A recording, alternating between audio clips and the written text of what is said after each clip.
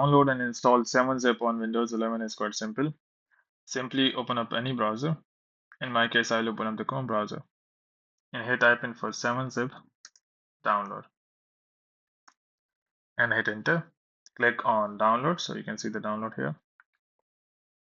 Now here you have multiple options to download from, but usually for all the systems that are on Windows, this is the option that is 64-bit. Usually if you're not sure about your system, which system you have, you can always go to search, type in for settings, open this up.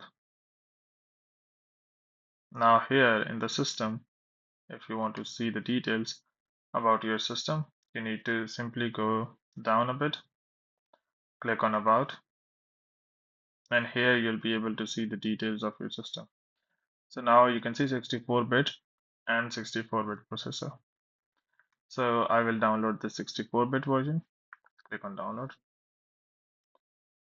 Now it is being downloaded. It is just 1 MB, but sometimes takes time.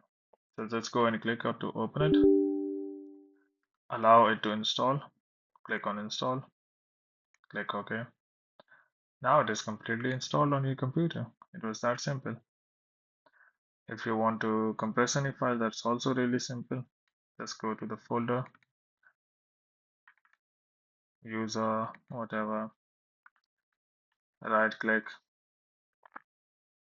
Instead of WinRAR, you would have to click on more options. And here you can see 7-zip.